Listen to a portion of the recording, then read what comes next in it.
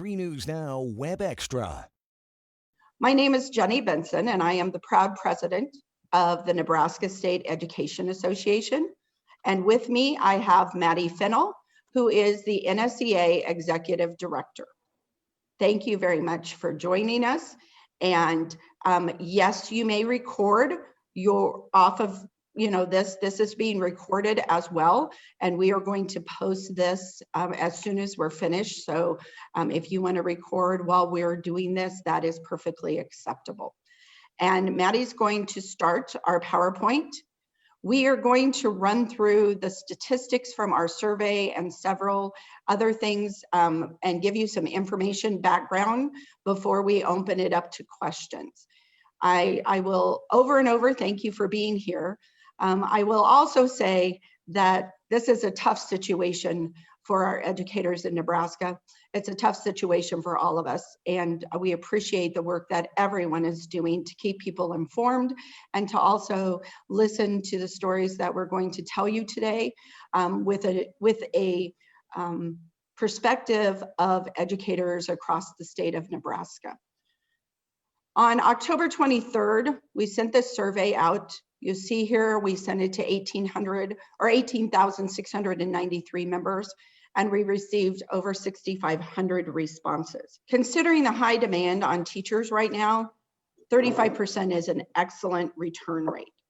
Someone will probably put in the chat, but you can view all the survey results at nsca.org/survey, and someone will put that in the chat for you as well. All right. Jenny, this is Karen. We have a number of reporters who are saying they don't have permission to record, but I believe they do. So Kelsey and Christy want to make sure that you've seen the chat. Thanks, Jenny, for letting me interrupt. I apologize. Thank you. That is Karen Kilgaren, our communications director, and I know a lot of you have reached out to her as well. All right, Maddie, next slide. Statewide, 59% of our educators who answered the survey, and keep in mind this is PK-12 educators, do not believe that the learning model that we are currently using is equitable.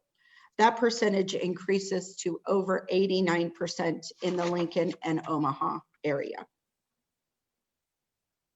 Statewide, 92% of our respondents support a mask mandate for schools, while 98% of Lincoln and Omaha 98% of Lincoln and 96% of Omaha members support a mask mandate. That is overwhelming support of a mask mandate.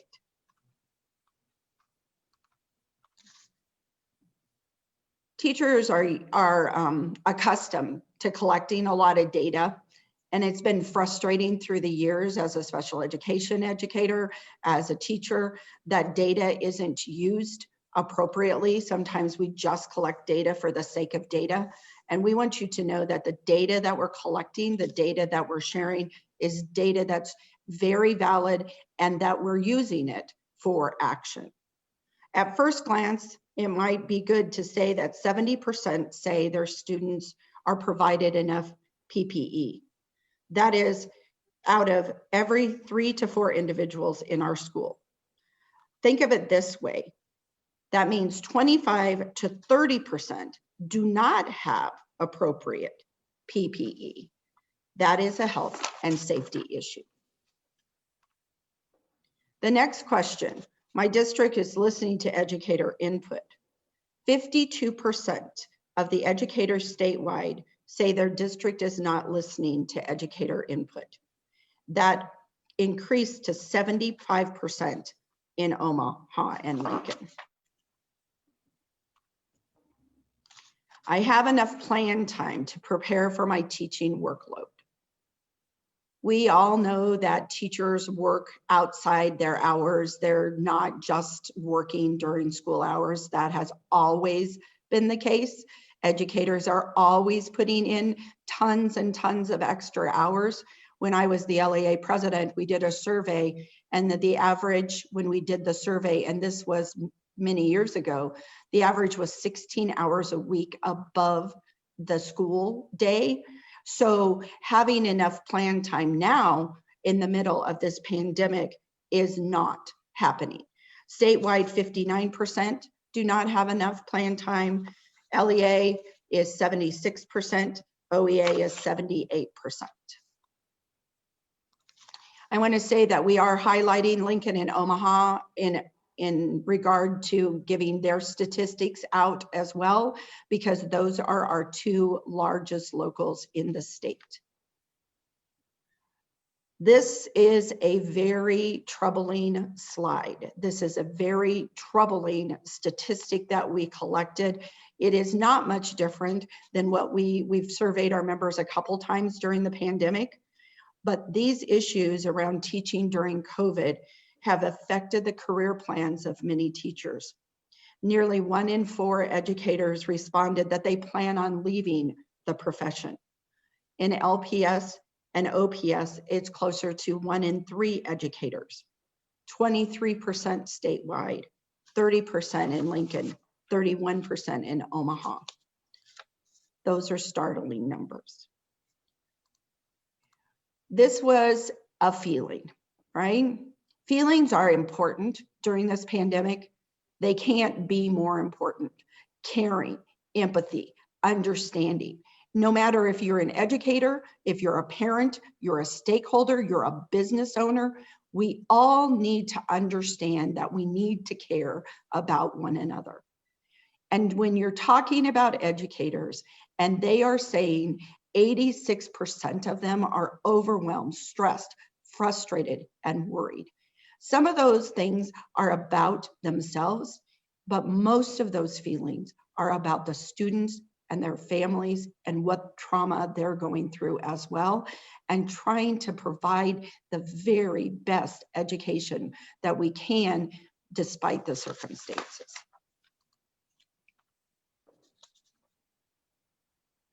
(2,269) respondents wrote comments. Some were paragraphs, pages. Some were one word, and the word was help. But lots of them were heartbreaking. Our members are used to going the extra miles. They really truly care about students. We know that. We value public education in Nebraska. I've spent, since school started, I've gone 3,200 miles driving across the state 3 times, visiting schools, visiting educators, talking to families. I grew up in Western Nebraska. I have a lot of family there. Everyone is struggling, whether you're an educator or a family member or a student. But our teachers and our educators their feelings are real. Their frustration is real.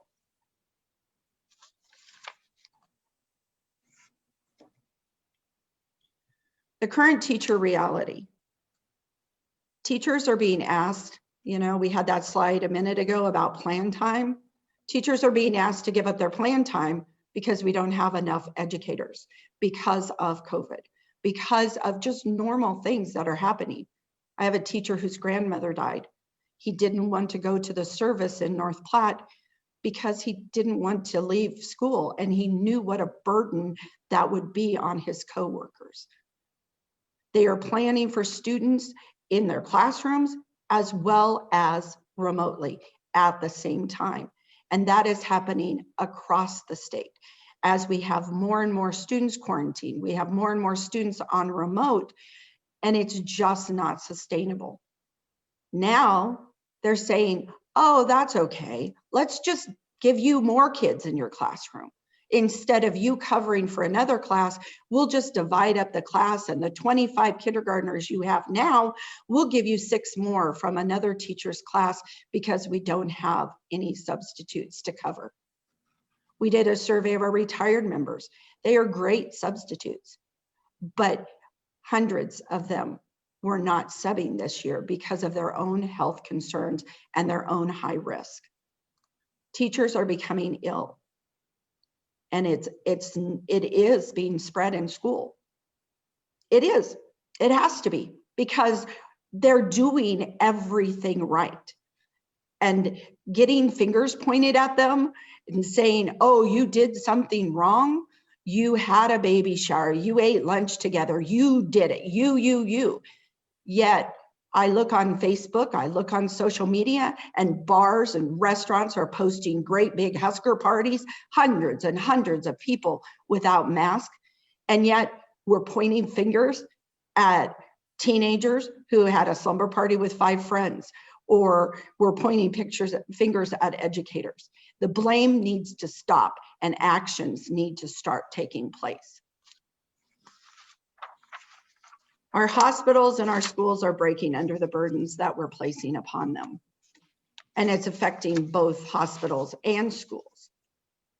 We have a choice. We have to take action now, or our schools are going to have to close. Not because we don't believe that the best place for children is to be in school, but because we don't have the manpower. It's not safe for our educators and our students to be in school. And our hospitals are breaking. When the governor had dinner outside with his friends, said he followed all the protocols, did everything right, and yet he quarantined. He's still quarantined for 14 days. If he was a teacher and he had been exposed, he would have been back in school. So what are we saying? That the teachers are more essential than our governor is? Or are our teachers just expendable? This is a hard time for all of us. When I taught school, never thought I'd be the president of a 28,000 member teacher association. Never thought that when I was washing dishes in the Sutherland Elementary cafeteria to earn my lunch because we were on free and reduced lunch. I never thought that, but here I am. People are struggling. They're struggling with their emotions. I'm struggling with my emotions. I am well known for crying. No doubt about it. My members know it. The board of my NSCA board knows it. Everyone who knows me knows it. My top Gallup strength is positivity and woo. My true color is blue. And I can guarantee that many teachers fall right under that, meaning that they care so deeply about what's happening. I had the privilege to choose the 2021 Teacher of the Year, Paul Tim from Lyons Decatur. Paul has had COVID with his entire family. I want to read you what Paul said. He's recovering from COVID. I'm improved, but I'm still not well. Last week, he went back to school after being home with pretty severe symptoms and also using his COVID as a teaching experience for his students. It's fabulous to watch him say, okay, I don't have any taste and smell. Let's do an experiment. What does that look like? That's what teachers do, even when they're sick with COVID. Paul said, I'm improved, but I'm still not well. I worked 6.5 class periods and I came home exhausted with a massive headache. At the beginning of the school year, I had regularly been running 3 to 4 miles 4 times a week. I didn't go into this thing out of shape, but right now I feel the least physically able that I've been in my life. It's not a good feeling. But he's back teaching every day. Every day. Last week, one of our retired members passed away. Not from COVID, but due to COVID. He went to the hospital to be seen for a medical issue. And his wife said, we worked our way through urgent care, the ER system, hours of waiting for something that possibly could have been prevented if he had not been in the ER lines for 10 hours. His life basically ended in the ER hallway because they were short of staff. He taught for 39 years. He didn't even have time to enjoy his retirement or his grandkids. not because he got COVID, but because of COVID.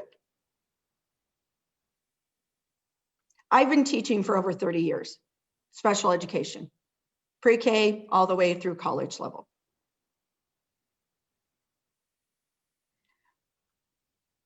Let me use every teacher skill I have to get this lesson across. If the leadership in this state won't make hard decisions and put mandates in place, our schools will close. Whether or not they stand up and say schools need to remain open, our schools will close. Our hospitals will continue to be overrun, and more Nebraskans will die. Our friends, our family.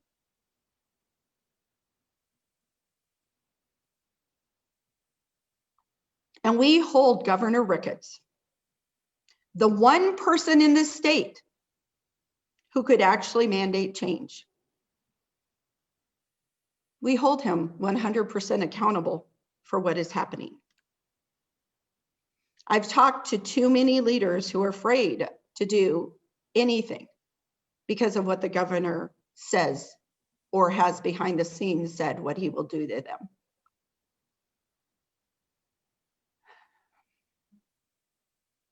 I'm afraid of things. I really am.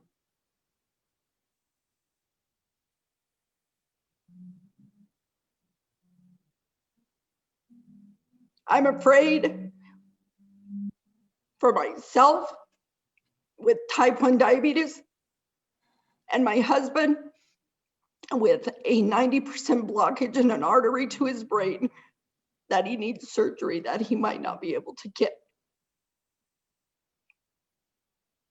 I'm afraid for my educators, for my friends, for my teachers, for my 8 grandchildren, for my major son, I was going to say Major Payne, but my son, who's a major in the Army, who lives in El Paso, Texas, and is in charge of the COVID response at his entire base.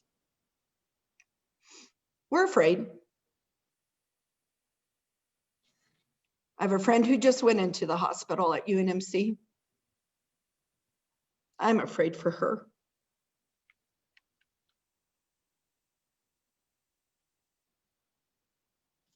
We can't do this anymore. It's not sustainable. Maddie? So NSEA is calling for action. The time to act is now. We don't have any more time to wait. We're joining with the medical experts from UNMC and around Nebraska, asking, imploring, beseeching the governor to immediately issue directed health measures that will call for mandatory masks statewide.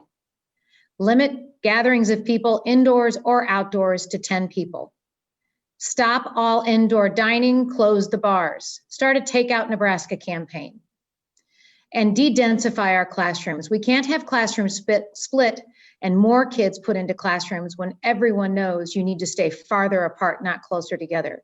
We're calling on our administrators to use alternative staffing and to change student attendance patterns if needed, especially when students have their masks off to eat.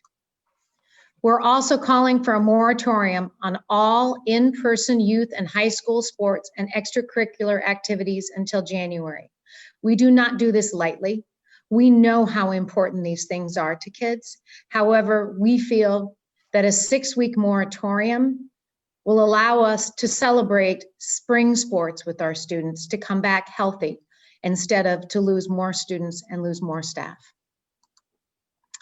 We also implore administrators to be utilizing the tools at their disposal to provide the necessary reliefs for staff.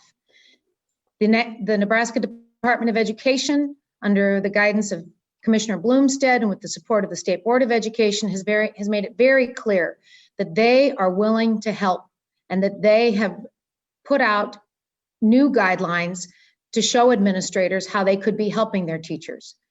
That they do not have to be doing evaluations for non-probationary teachers.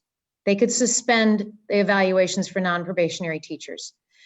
We could be making curriculum adjustments. Pacing guides that dictate academic progress are irrelevant in a pandemic. when you have to add mask breaks, when you have to add cleaning breaks, when you have to add so much time to make sure our kids are safe, it does not make sense to also follow an arbitrary pacing guideline. We also need to be providing more planned time, not just more training, as allowed by the Department of Education and posted on their website. The commissioner has allowed for 12 hours per quarter of additional time for teachers to be able to plan. But we have administrators who are refusing to use that, who are saying, well, no, that's only if you have remote learning. Well, that's only if. The commissioner did not put many restrictions on that at all. He is basically telling his administrators, tell me how I can help you, and we are here at the ready.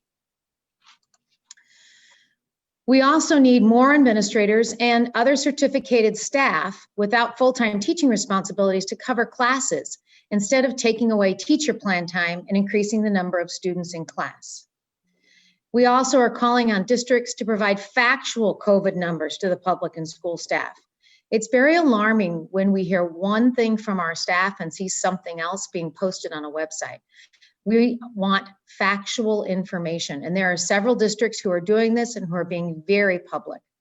My son, I get an email almost every day saying, we found out this person had COVID, not by name, but this school and this school. That's the type of information parents need to be making informed decisions. My husband also has cancer, and our informed decision, because of what we got from our school district, was not to send our son back to school. But we were able to make that because of the transparency of his school district. We're also calling on administrators to listen to educator input and show their empathy and show their leadership. What does that look like? Showing empathy and showing leadership to a teacher is like last week, the superintendent of Gretna, we heard, was in the cafeteria making the pizzas because he was short on staff. It was roll up your sleeves, jump in and help. It's not the superintendent who went into a school district and was talking to a class. And when the little kiddos were complaining, how come we can't have recess and how come we can't have this? He said, oh, well, those are decisions that were made by your teacher and your principal. That's not coming together as a team. We also know that it's important for administrators to follow the guidelines of their public health departments. We received a survey last week from one of our local officers that their district had put out a survey saying, well, we don't know if we should want to follow the advice of the medical experts right now. We might use our own formula. That's not what we should do. We should follow the advice of public health departments, of the CDC, of the people who know what they're doing. Jenny? So those are some actions that we've been working on and we've been asking for. We know they're available.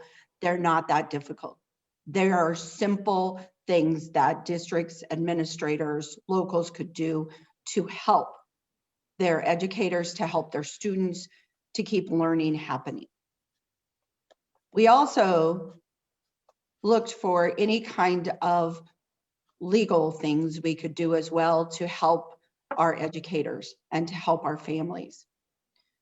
Our NSEA Board of Directors met yesterday, and on behalf of the NSEA board, on behalf of the NSEA members and students across the state, this week I will file a petition for declaratory action, wow, mouthful, with the State Board of Education. The petition will request that the state board declare the interventions and protocols recommended by the CDC, recommended by the University of Nebraska Medical Center, be adopted as specific safety criteria under which schools will operate and remain open until the risk of transmission is abated.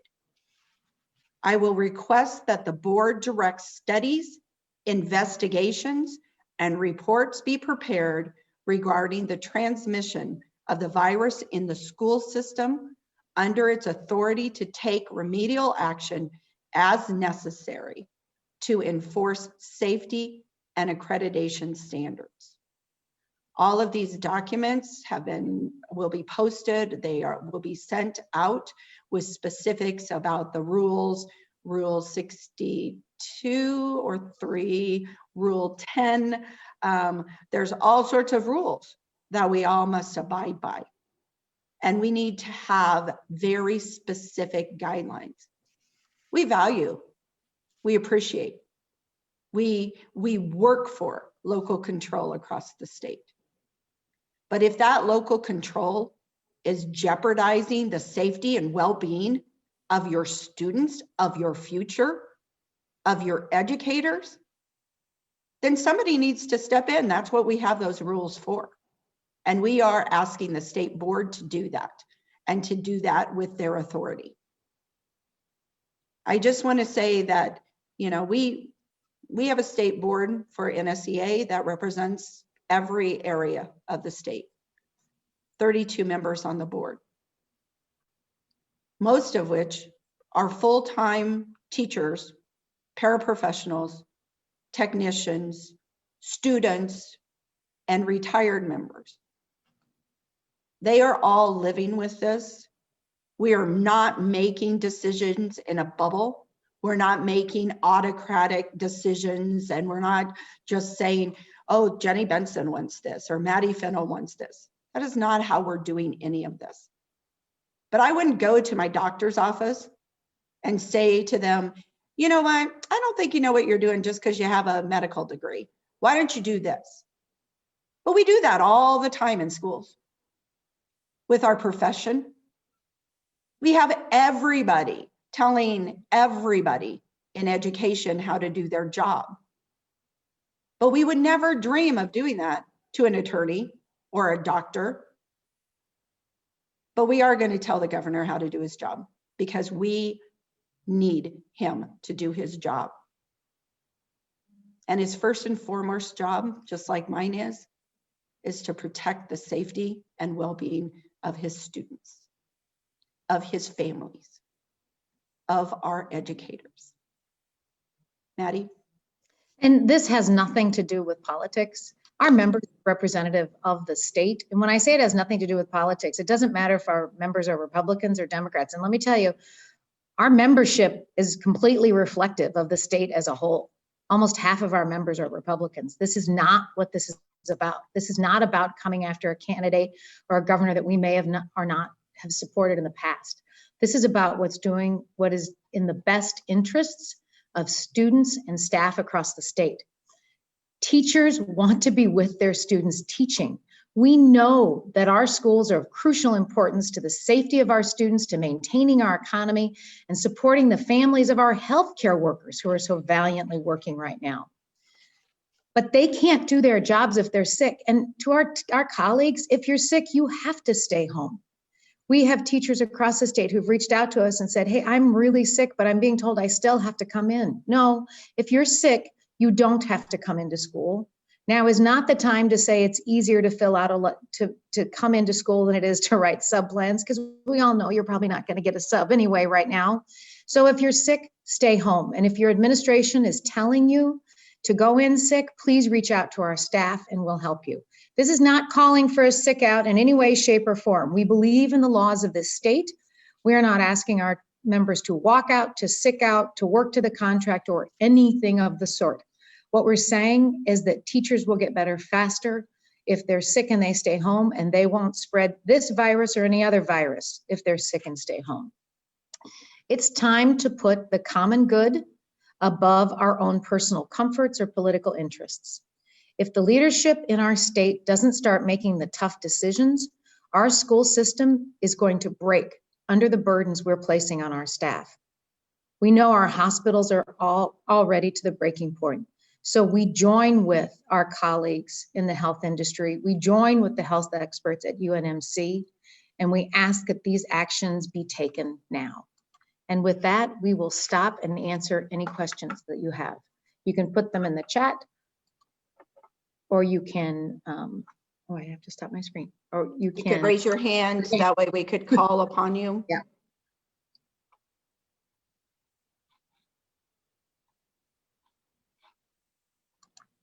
I'm going to stop my side-by-side view so I can see everybody. And our Our communications staff will help if you put a question in the chat or if you want to speak. Oh, can they be unmuted? So Bill, yeah, Bill Kelly has a question. Bill, let me see if I can unmute you. Hold on a second. No, I'm not able to. I'm going to have to let Kelsey do Just that. go But ahead his and let question everybody is, unmute them. Yeah. Jenny, Thank his question is, Governor Ricketts is likely to respond that NSEA is a frequent political critic and dismiss criticism as politically based attacks on his administration. Should this be considered a routine response in a political vein? Thank you. Yeah, well, I guess we would expect that response. I could say that lots of things could have been done differently, including, doing a declaration for our 150th anniversary as the oldest labor union in the state. And instead, our teachers didn't get any kind of credence for that. So again, it is what it is. I don't think anything we're saying is based on opinion or a political agenda whatsoever. I think it's based on, again, looking at the experts. UNMC is considered an expert across the nation. Look at the beginning of this, UNMC was out there, just everyone. Look at UNMC, they're the greatest. They are unbelievable. And now it's like, not so much. Really? What happened? Political happened. That's what happened. But UNMC is still the experts. And those are the experts that we rely upon, because we're not the experts in those kind of things. We're relying on experts, just as the governor should rely on experts in education, which our teachers are. Thank you. I see that KLIN has a question. Is NSEA working with UNMC on the specific recommendations and demands that have been outlined in your presentation? We have been working with UNMC. We've had I don't know how many Facebook Lives, and UNMC has been a part of those as well.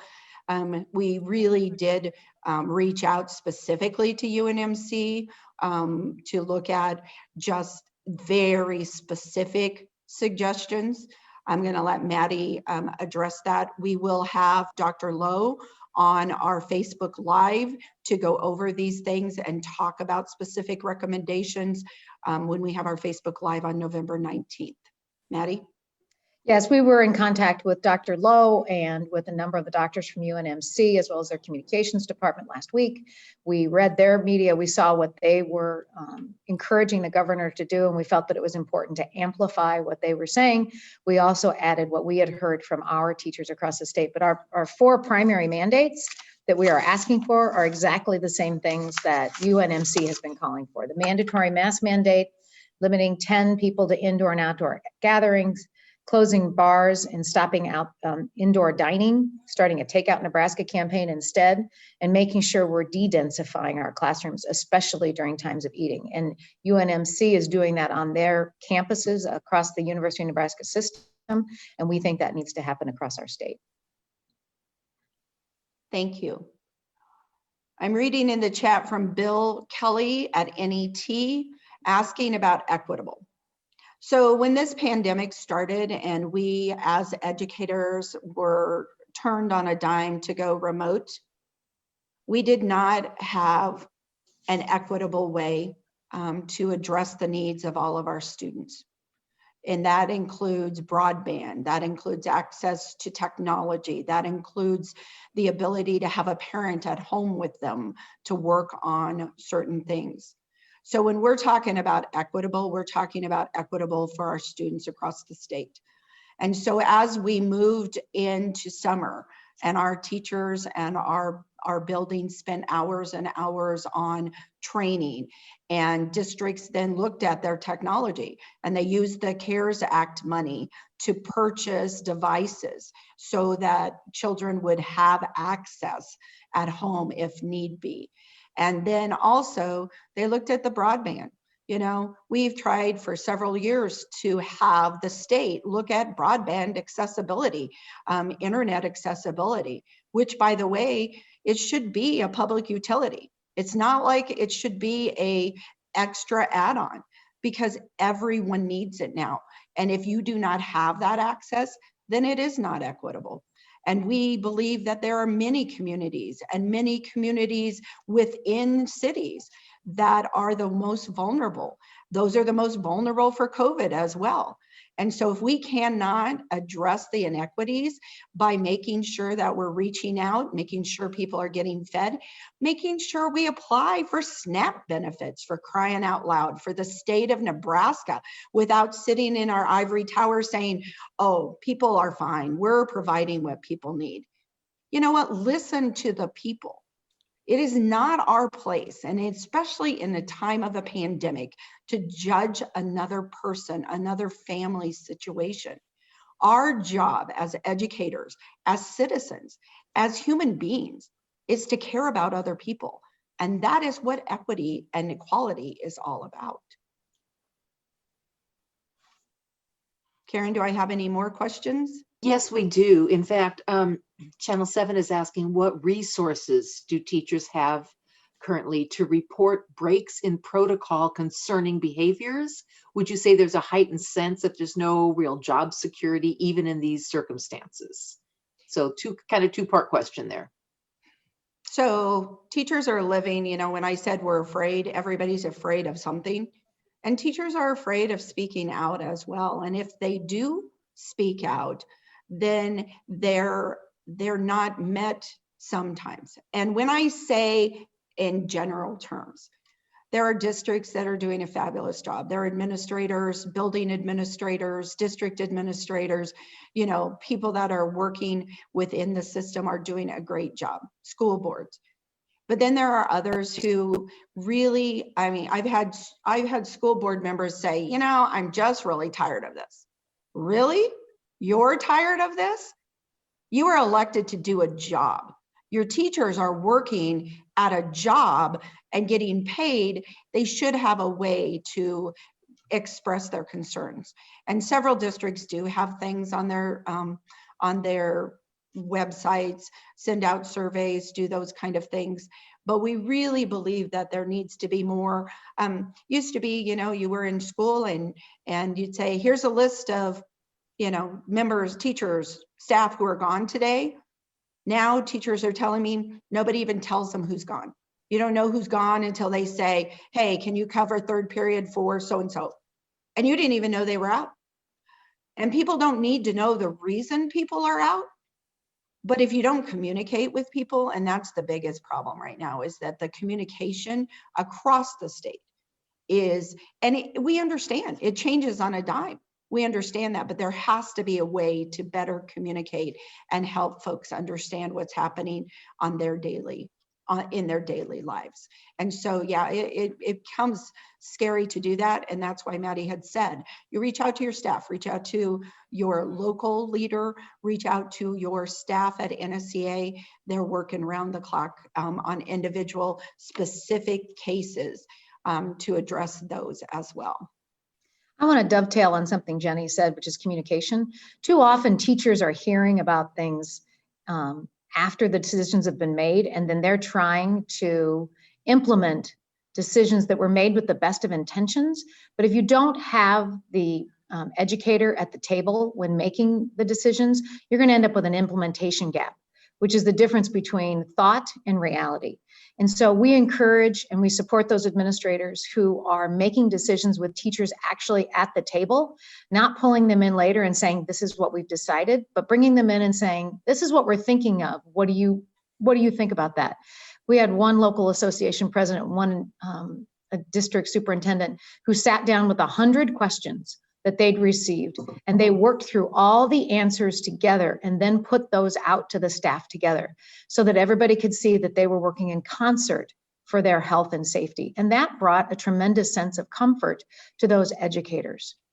There was another question in the chat about, could we please go over the next steps in working to have the demands met? Well, the first step is the governor has to do this. That school boards don't have the opportunity or don't have the leverage in all of this. The State Board of Ed doesn't. It's the governor who has the leverage to do this across our state. We need our communities to be a part of this. It is not helpful If we're only wearing masks in school, but as Jenny said, people are out and about and not wearing masks in other places. We have parents who are sending their kids to school when they know they're sick. I understand parents need to go to work, but then that just further exacerbates our problems. So the first thing we need is for the governor to make it very clear that this is serious, and it's serious across the state by issuing those mandates. Then we need the State Board of Ed to tell everybody, here is what you need to do to be safe. This is what we are expecting of you, to make sure that there's clear guidelines to every school district that all of us can uphold. I mean, I've heard from administrators who say, we don't know who we're supposed to listen to. Well, then our state board needs to step up, and we know they want to step up. We know they want to help, and they need to help set those guidelines as to what safety is in our schools right now during a pandemic. And then we just need everybody to follow the guidelines. Wear your mask. Stop thinking a mask is a political statement. It's a statement of health, it's a statement of safety, and it's a statement of love for all the people around you. So wear them. Thank you. I see in there about legal remedies or possible work stoppages. Maddie addressed that a little bit when we talked. We believe in the law.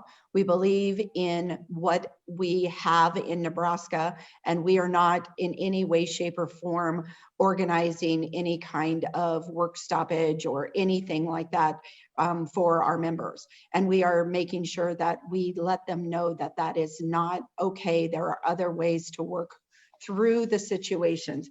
As far as legal remedies, we believe the state school board situation, doing this action, is one of our legal remedies that we can use.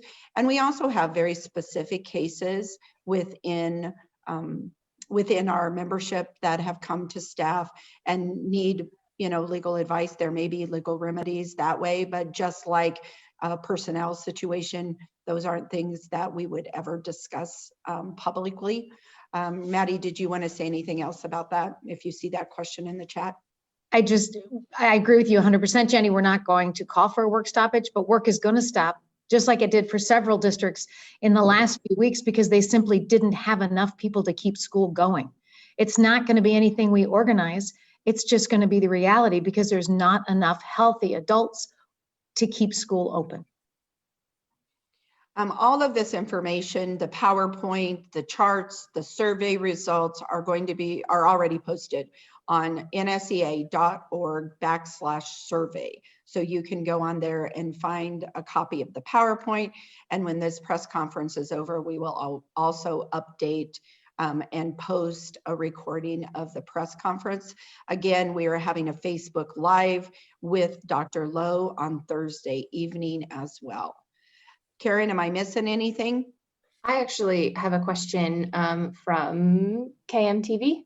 Kelsey, identify yourself and then you can ask the question. Yes, thank you, Jenny. Kelsey Foley, NSEA Communications Associate. I had a question from KMTV. Are you hearing about any cases of school administration retaliating against teachers who speak out about their district's COVID-19 response? I would say that we hear in general, social media, there's a lot of things being posted on social media, and we hear things that way. We also hear through staff, and that the staff will work with specific cases. But I really believe also that our locals are working very closely, and if there are cases such as that, then they are being swiftly dealt with. We have a superintendent who will drive to buildings and know and deal with those situations. We want them to deal with the situations, and it's totally unacceptable and again, we're in the middle of a pandemic. I mean, seriously, get over your own ego and help people. Help. It doesn't matter what situation we're in. And, if there's a situation where, we need a mediation or somebody to sit down and work through the parties involved, then that's what we're here for. We're here to make sure that our students are getting the best education they can get, and having petty retaliation or those kind of ego-related responses is totally unacceptable. We've heard many stories of superintendents and school board or and school administrators who are doing all they can. We've actually had school administrators reach out to us and they're in tears because they're worried about their own staff. We have heard situations where staff want to quarantine because they've been exposed. They have members in their family who are sick and they feel that they should stay home, and they feel their districts have come to them and said, no, you just need to sign off on this document saying that you'll check your temperature twice a day and then get back in school. And they don't feel that that is in the best interest of themselves or their students or their colleagues. And so those are situations where we do have members that feel that they are being pushed to go back when they really shouldn't be. We have another question from Jose at KETV. Do you expect the State Board of Education to follow through on having your back? And how can they hold the governor accountable?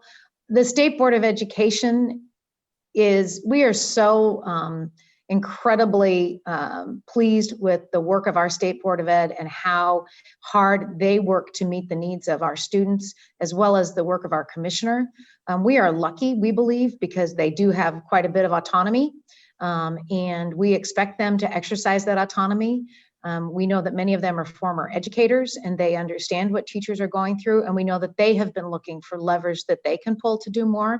So we do believe that they will use this as an opportunity to step forward and to actively support educators in the work that they are doing, just as they've done in the past, just as the commissioner has done in the past.